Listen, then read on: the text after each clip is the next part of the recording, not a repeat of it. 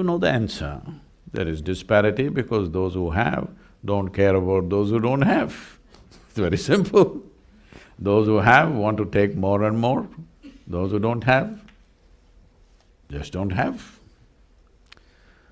There are various aspects, it found expression in many different ways, started with imperialism and even now we're always seeing, every nation is seeing how we can take the maximum resource from everywhere else, isn't it? So, we know the source of the problem, what is the solution, the question. So, solution-wise, see, in 2016 they are telling me, some studies say that in 2016 we produced enough food for 18.6 billion people. But we were only 7.1 billion people on that day. But still, 35% of the planet is malnourished. You were talking, you know the statistics better than me, you're in the United Nations. When we are producing 3 times more food than we actually need for the population, still 1/3 of the population is starving. Millions of children die of malnourishment all over, not just in Africa, even in India. India has the highest malnourished population right now. You know, it's an evolutionary process. You know Charles Darwin? He told you that you were all monkeys, not me, okay? He told you were all monkeys and you became human. And today, the genetic scientists are saying that the difference between you and a chimpanzee in terms of DNA is only 1.23%. 1.23% is not much of a difference, isn't it? Huh? Hello? Not much of a difference, isn't it? So physiologically, that's how close we are to a chimpanzee. But in terms of our intelligence and awareness, we are worlds apart from a chimpanzee. Right now, largely, the first question started with that, largely our identities are still biological. If you say my race, it's biology. If you say my family, it's biology, isn't it? Largely, human identities are still biological. When you're biological, you're set within a small boundary. And when you're biological, your instinct of self-preservation is at its highest. In your intelligence or in your brain structure, there is something called as a reptilian brain, which is approximately the size of your fist here. So that is still working like a reptile, fixing boundaries all the time and trying to protect that boundary, which finds expression in so many different ways. But there's another dimension of intelligence, which is the cerebral cortex, which makes you a human being today, which thinks and struggles with these issues. If you were a tiger, you wouldn't care that, you know, a goat's child is hungry, you wouldn't care because after all it's your food, all right? But once you become a human being, you actually don't care, but still one part of you which makes you human makes you struggle. You need to empower that. As a humanity, we need to empower that your instinct of self-preservation must go down and the longing to expand, which is always there within us. See, today it is finding expression as ambition, conquest, or maybe simply shopping. What is this all about? You want to be something more than what you are right now, isn't it? Yes?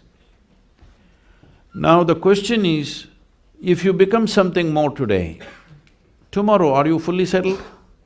No, you want to be something more and something more and something more.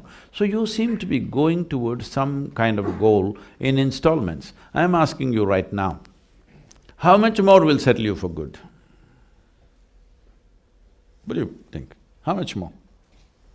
Suppose I make you the queen of this planet, will you be fulfilled, I'm asking? I'm asking you. Don't look at me hopefully, I will not commit such a blunder. I will not commit such a blunder, but I'm asking you, Suppose we put a throne on the North Pole and made you sit there, the queen of the planet, would you be fulfilled? No. You will look at the stars, you will look at the galaxies. This is the nature of the human being. Because there is something in this human being that doesn't like boundaries, wants to expand limitlessly. But right now the consciousness is constipated. You know what's constipation? That means things happen little by little. You want to expand, but you want to do it in small measure, as if you're going to live here for 1,000,000 years. So you have to move, every human being, all these business students, you must move from your personal ambition to a larger vision. Ambition means constipated expression of growth. Vision means seamless expression of growth. This must happen to you. How much should you grow? You should not determine this. You must gas yourself fully, make yourself competent, enhance your competence, let's see how far it goes. Yes? Let us see how far it goes. Why should you fix the limit? Because whatever limits and whatever goals you set are just an exaggeration of what little you know today, isn't it so? Huh? Yes or no?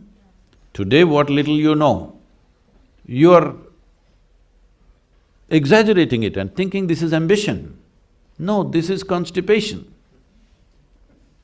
I know being in the university, now you passed out, being in the United Nations, you have much knowledge about many things.